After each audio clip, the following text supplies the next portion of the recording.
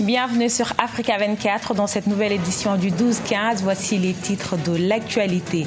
Le mandat du président Joseph Kabila prend fin ce lundi à minuit selon la Constitution.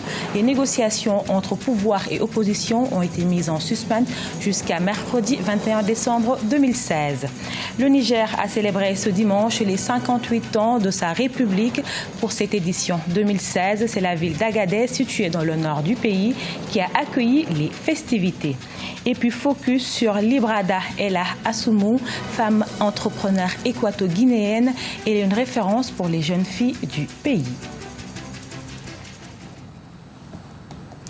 Mais tout d'abord, en République démocratique du Congo, c'est ce lundi 19 décembre 2016 à minuit que se termine le mandat du président Joseph Kabila. Conformément à la Constitution, les négociations entreprises par les évêques de l'Église catholique sont suspendues jusqu'à ce mercredi 21 décembre. L'opposition n'a pas appelé à manifester ce lundi, mais les forces de sécurité se sont déployées dans toutes les villes du pays. On écoute à ce propos Chaka Moka, notre correspondant en République démocratique du Congo. Il y a une forte mobilisation des forces de sécurité plantées dans tous les coins stratégiques et plusieurs avenues de la ville. Un dispositif sécuritaire déployé depuis le week-end dernier et renforcé depuis la nuit du 18 au 19. C'est de l'ordre, police militaire et les éléments de la FARDC croisent le fer avec les étudiants depuis ce matin. Les étudiants qui se regroupent pour tenter de lancer une marche pour réclamer le départ du président Joseph Kabila. Terrain politique, on attend la reprise de pourparlers. Le fait qu'on ait suspendu ces dialogues sans un résultat probant plonge un peu la population dans une sorte de psychose. À quoi doit-on s'attendre ce soir à minuit alors que le dialogue sous l'égide de l'épiscopat entre pouvoir et opposition est pour l'instant rompu? On écoute à ce propos Maître Amélie Ruti. Il y a là deux thèses qui s'affrontent. La première thèse, c'est celle éventuellement des tenants du pouvoir qui voudraient éventuellement que Kabila devrait éventuellement continuer l'exercice de son mandat jusqu'à l'installation du nouveau président élu. Cette thèse découle finalement de la décision de la Cour constitutionnelle et l'on pourrait éventuellement, si on est légaliste, considérer que la Cour constitutionnelle a décidé. Mais la deuxième thèse, c'est celle qui consiste à dire que le texte de la Constitution dit qu'en cas de vacance de pouvoir, pour toute autre raison, donc il y a des raisons qui ont été citées, mais aussi pour toute autre raison, et l'on peut considérer que la raison la plus importante, c'est lorsque le droit vous interdit de continuer. Et donc, à partir de ce moment-là, c'est le président du Sénat qui serait, à ce moment-là, à la tête de la République.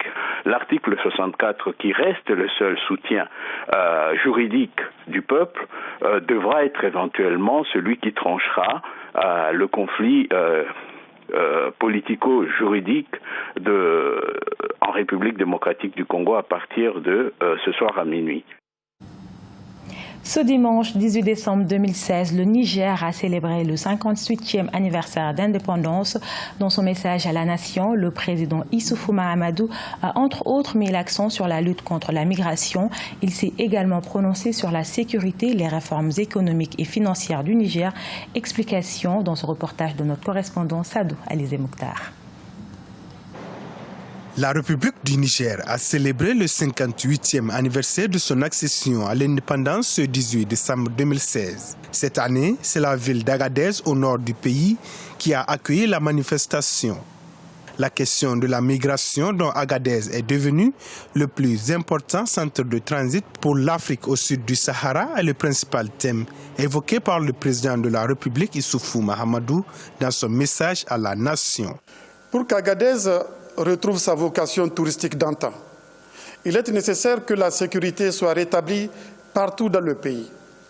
Le gouvernement poursuivra donc la mise en œuvre du programme de montée en puissance des forces de défense et de sécurité à travers l'accroissement de leurs effectifs, leur formation, leur équipement, ainsi que la création et l'implantation de nouvelles casernes.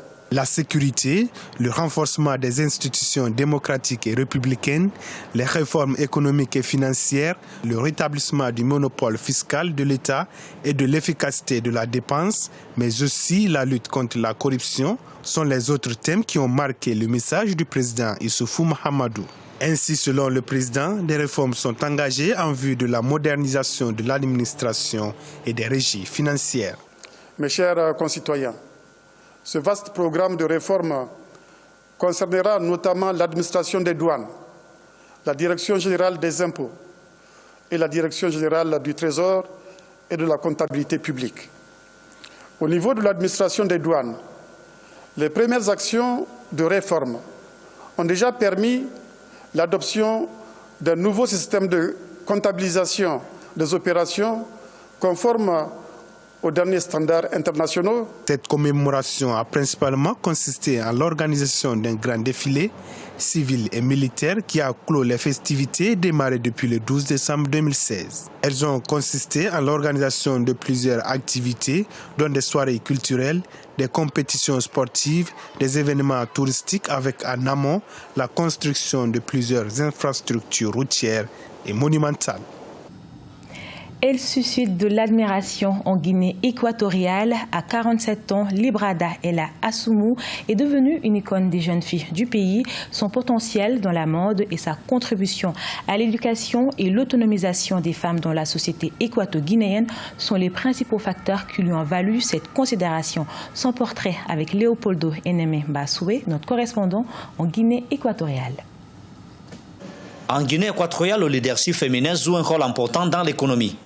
Les Équato-Guinéens sont de plus en plus autonomes économiquement grâce à leur potentiel et leur créativité.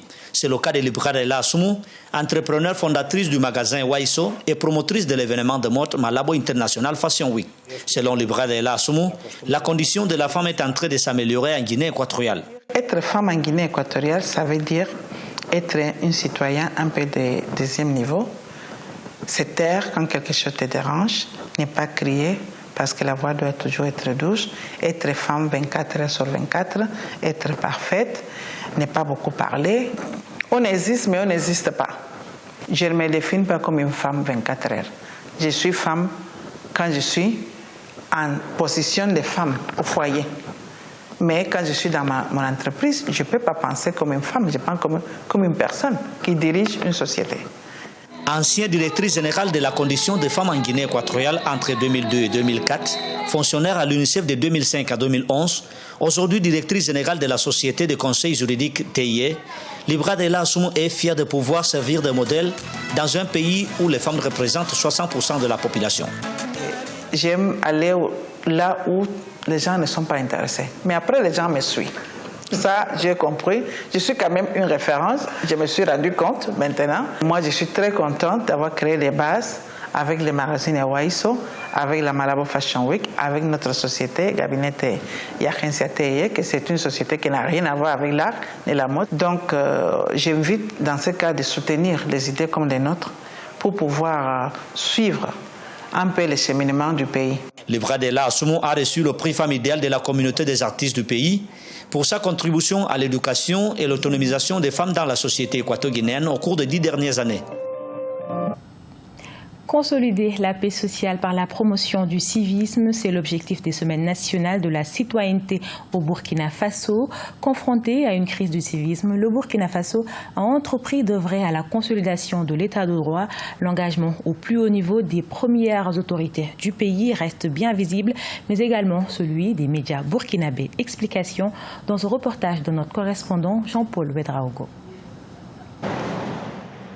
Au Burkina Faso, la promotion du civisme est plus que d'actualité et préoccupe l'ensemble des acteurs de la société. Au lendemain de la Semaine nationale de la citoyenneté, tenue sous le thème « Citoyens et cohésion sociale au Burkina Faso », enjeux, défis et perspectives pour une meilleure préservation de la paix sociale, tous sont unanimes qu'il faudra réfléchir à trouver des mécanismes pour la consolidation de l'état de droit. Et pour y parvenir, le département en charge de la question appelle à une synergie d'action. À travers la mise en œuvre de son plan d'action né du Forum sur le civisme organisé en 2013, il entend ainsi contribuer à l'instauration d'une culture citoyenne responsable au pays des hommes intègres. Ce forum-là a fait un diagnostic assez complet des causes de l'incivisme dans notre pays. Et les participants à ce forum-là ont fait des recommandations. Et nous sommes convaincus que la mise en œuvre de ces recommandations participe à la promotion du civisme dans notre pays. Selon les conclusions du Forum de 2013 sur le civisme, la crise du comportement citoyen se situe à tous les niveaux de la société burkinabé, indifféremment de la classe d'âge et du statut social. Parmi ces causes, les engagements non tenus des politiques et le faible accès des jeunes aux postes de responsabilité. La crise sociopolitique qu'a connue le pays en 2011, les conflits communautaires et les revendications sociales enregistrées dès 2012 témoignent de cette réalité.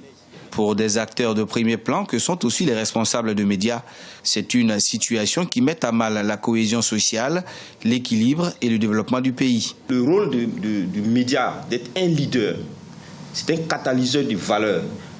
Dans notre contexte actuel, nous sommes dans une société de crise. Et les valeurs dont il est question aujourd'hui, il n'y a que les médias aujourd'hui, de par leur force, de par leur capacité à diffuser, qui peut aujourd'hui jouer ce rôle-là. Aujourd'hui, c'est des formes nouvelles d'incivisme que l'on voit dans nos sociétés. Et donc, dans tous les niveaux, toutes les couches socio-professionnelles, pas seulement même les journalistes, doivent s'y véritablement impliquer. Pour résoudre la crise, il apparaît plus important pour les acteurs de gagner les nombreux paris qui sont, entre autres, l'égalité homme-femme, l'amélioration de la gouvernance et l'implication de tous les Burkinabés à la gestion des affaires publiques. Cela passera sans doute par la bonne connaissance de leurs droits et devoirs. Ce journal a été réalisé par l'ensemble de la rédaction. Nous vous remercions pour votre fidélité. Dans un instant, une nouvelle édition de l'actualité sur Africa 24.